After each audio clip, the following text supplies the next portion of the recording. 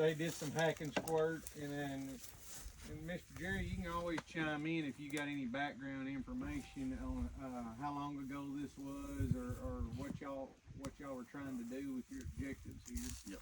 I'm probably going to ask Mr. Jerry to give us some reference on the time scale of some of this stuff, but what y'all see behind us here is a hardwood reforestation stand that was implemented through a Farm Bill program called CRP.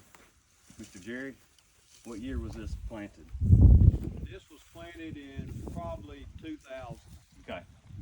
So we're looking at 1999, somewhere in that neighborhood. Okay. Yeah. And so within those conservation plans, so you sign a contract to reforest this area within our CS, and probably when y'all renewed within that next contract, there was a mid-management type practice that needed to happen. Yeah, we ran through there with a bush hog, you know, keeping everything mowed out best we can, and because these sycamores, as you see, are popular everywhere you in ash and persimmon. Well, persimmons we like.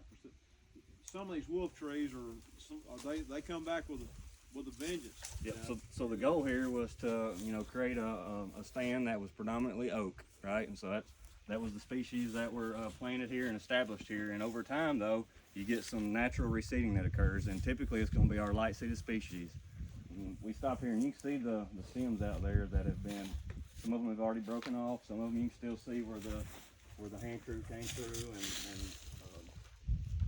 hacked into the bark layer there and sprayed herbicide. And so the goal here with this was to basically keep the hardwood trees that were planted, keep their growth rate up, and to keep the species composition focused towards oaks. So to come back in and any of the those volunteers try to take those out and keep this stand species composition towards oak and keep competition reduced, keep that stand on a good growth curve. And so the way that this one was performed, I believe they used machetes. They did. And you can see we've got some tools laid out here that can be used. So this is the tool that they used for this specific one that we're looking at here. You can also use a hatchet. And they had herbicide in a squirt bottle. And so you can see the actual the marks here where they've hit the tree. So they had a hand crew out here, and they would come around the tree like so, and they would come back and they would put a squirt of herbicide in there, and that's all it would take. And so then as that tree is translocating its fluids up and down the stem, it's going to carry that down to the root and it's going to kill the tree. And so you can see that some of these smaller stems, so when did they do the treatment, Jerry? A year and a half? We mowed them out best we could, and then they kept coming in between and coming up. And 2 years ago, we went through here once, and I thought that'd knock it back, but those sycamores are tough. I know it. They came storming back again. So we did this last year, and then we finished up and followed up this year. There's still a few. Yeah, and I think it's important that we kind of touch on that specifically. You keep mentioning sycamores. They're a light seeded species, so their seeds can move around with wind.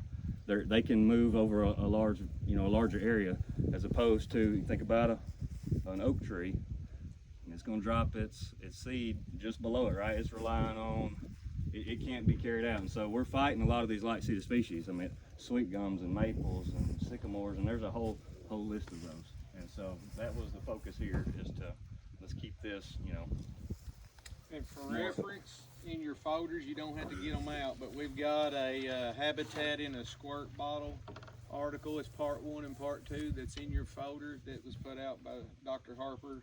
And even that concoction he's talking about, that's the Craig Harper cocktail. And it's a imazapyr and a triclopyr, so it's mixtures in there for you to reference.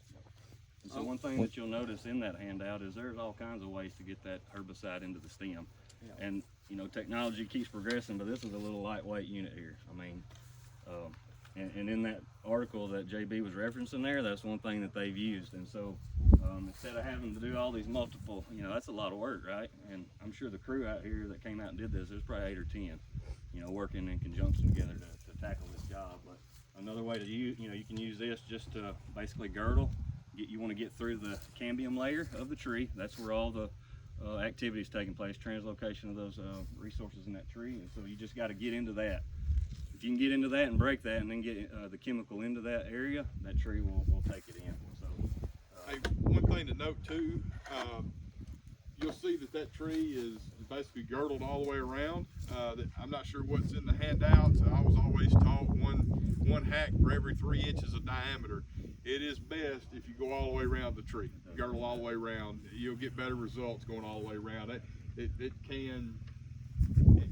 just better to go all the way around the tree. Certain trees you have to. Cedar is a real big one. If for some reason you're hacking squirting cedars mixed in, you have to connect every cut, because if you leave one little 1 inch space, you'll look up the tree and just that one small little area is the only thing alive on that tree. That tree is still alive.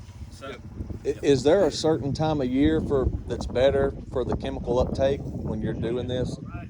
any time of year where sap is not flowing from the roots up to the top of the tree. So we're entering a time period real soon where you'd probably want to forego any type of injection work.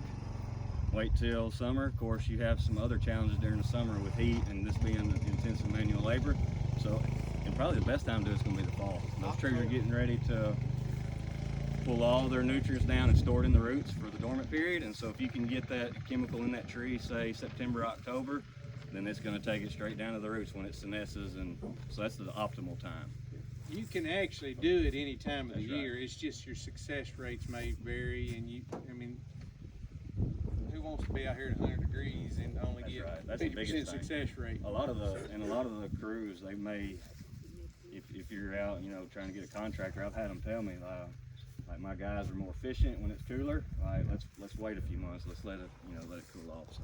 And so, Jerry, when you say the sycamores are coming back, you mean the actual tree that you've treated didn't die? You're talking about, okay. No, not the ones that were treated. Not Okay. the ones that were No, treated. they're- Just the ones that the seed's been laying there.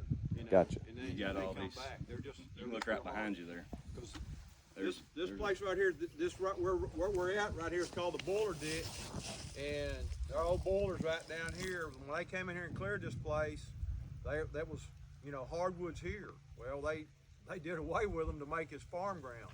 And then when we started trying to get the oaks back, then the sycamores and were real hardy and hard to get rid of. So one thing that you'll notice too, so not only have we maintained that species composition of the oaks that were originally established, but it also, if you'll notice here, where some of those trees are seeded in, we've got some canopy gaps too. So this is going to be great wildlife cover too for a little bit longer period of time. At some point, the oaks are going to win out, and that's the goal of it. Pass it around and let them see what. Yeah, so what appreciate it you is. grabbing that, Dustin. So we talked about light seeded. That's what we're meaning by that. It's like an acorn, it hits the ground right under the tree, but these light seeded species, they get to move around easy with the wind and stuff, and we see them colonize some of these spots like this sooner, right, than say our oak trees. And that was the premise behind needing to plant it and work through a program like CRP. We got to actually put the oak in the ground. There's no parent trees here to get oaks established. We need to actually put them in the ground. And so, but that's what we're referring to. You can see how, you can see it blowing there. So sweet gum, there's a lot of the lighter seeded species are that way. So And aside from doing species management, I think you can just look out there and tell there's cover. That in and of itself has created cover. So if you're in a situation on your property that you need cover, this is a viable option to provide it. Now, granted, that won't be there the whole time, but if you're looking for fawning sites for deer, nesting site or any type of escape cover for your turkey poults, they're going to have options, and this is you can do this small scale. If you're trying to daylight a road, if you're trying to edge feather, this is a viable option to do to create that type of benefit. I want to touch on a couple other options too. So you can see this brush cutter here on smaller stems, and I've had contractors do this before. They would prefer this option. I've had them come out with a crew of 8 people, and 4 would be running one of these. And they would have a partner that would be using a backpack sprayer such as that steel there, or a hand little sprayer. But you've got one person cutting and then the other person is coming and finding that stump and then putting that herbicide on that stump. So that's called what we call the cut stump method. It works really well, and some of the contractors would probably prefer that method.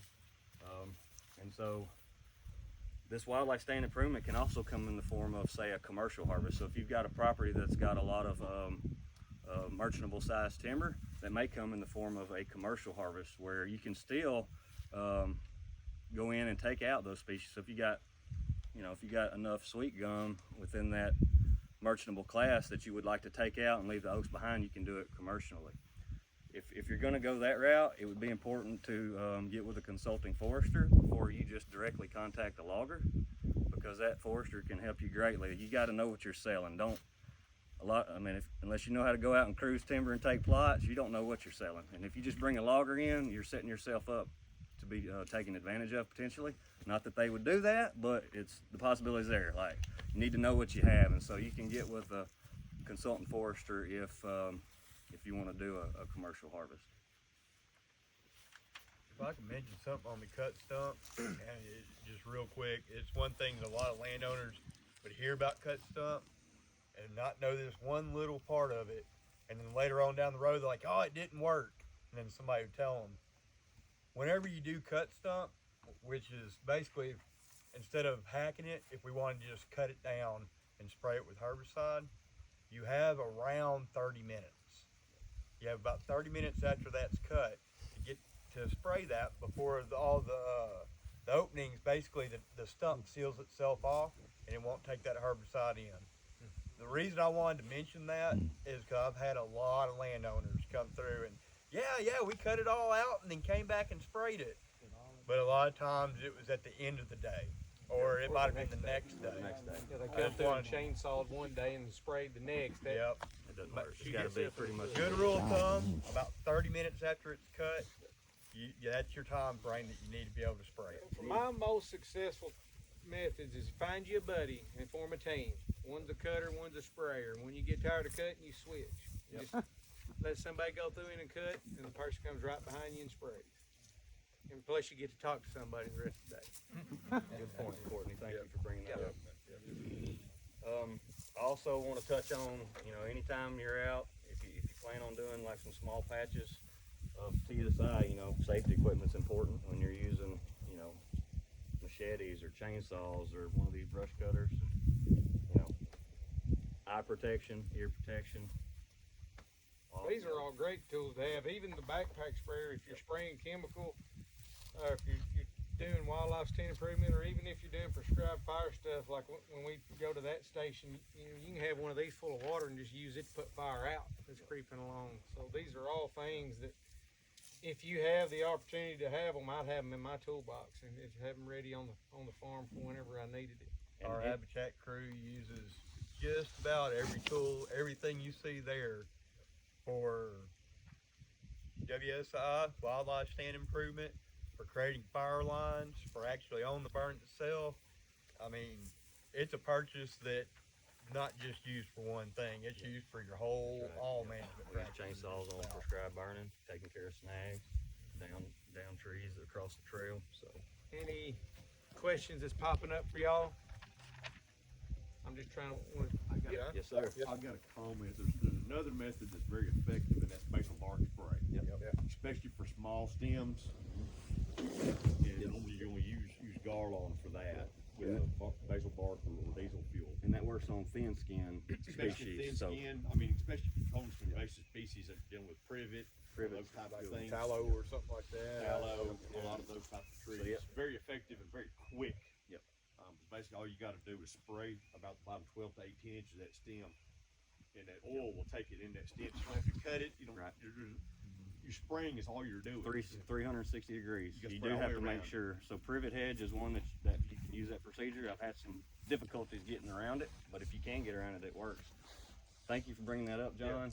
We've Hey, got a Joe, lot of what is invasives. the kind of, I guess, the breakover where you get too big to do basal spray? I mean, if it is, I don't know that there's really a size limit. A lot of it's got to do with bark thickness.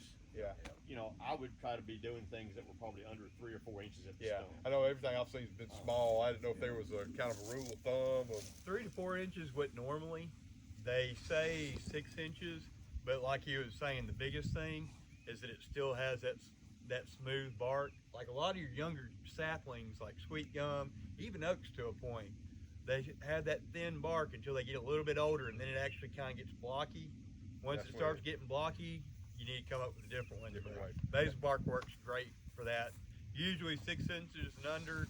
A lot of people, it really 3 to 4. Yeah, 3 to 4. Small enough that it's a pain to try to hack it.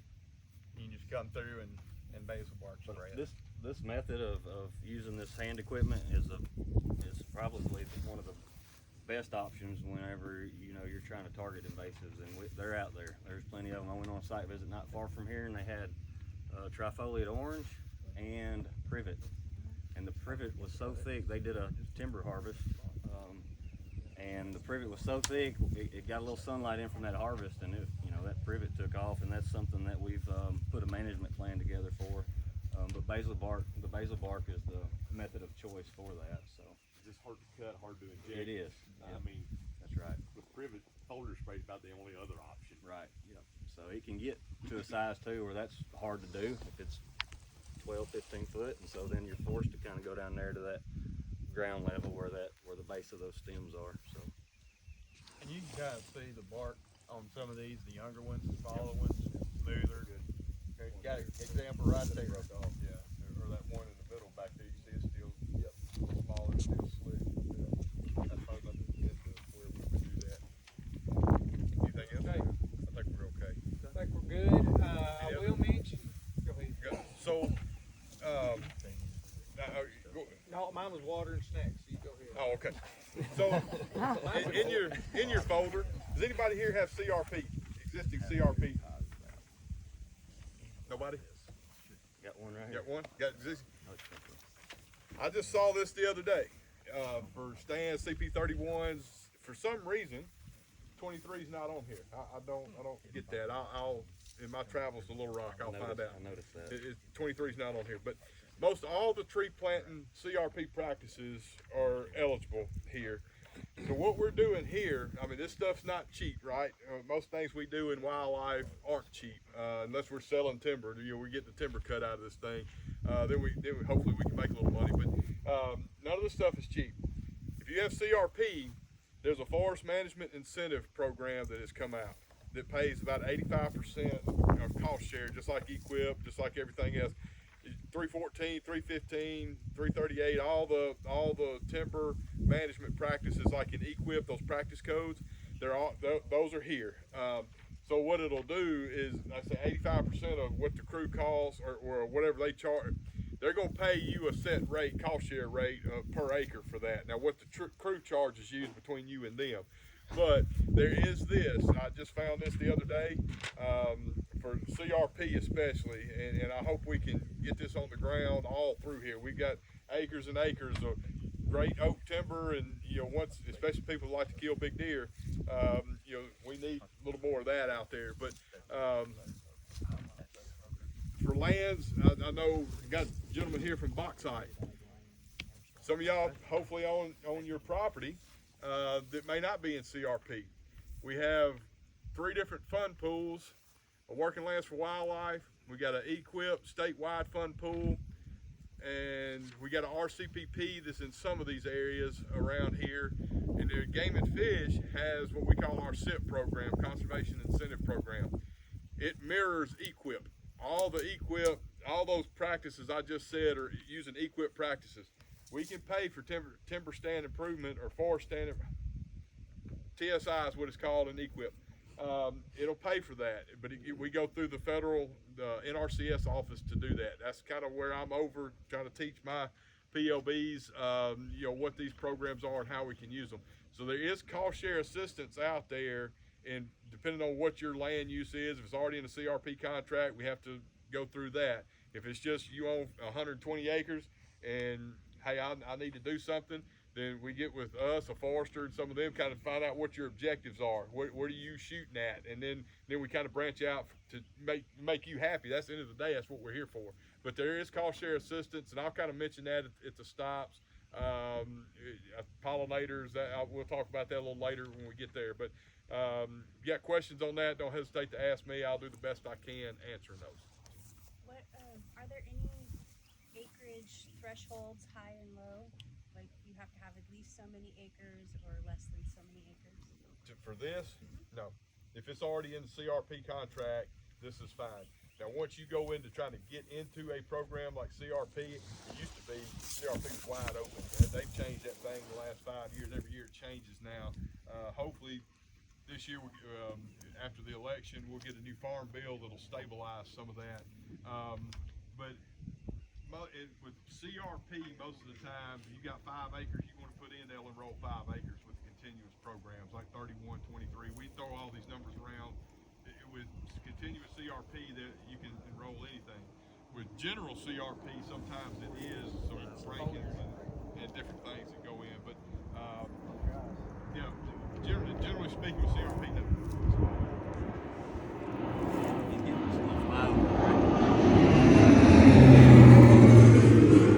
Any other questions for me or about this? Any other questions? We have water in the bed of that truck in a cooler. We've got snacks in this UTV here. You can get them now. We do have a little bit of a ride to the next stop, about a couple miles, so it might be a good time to grab you a drink or grab you a snack.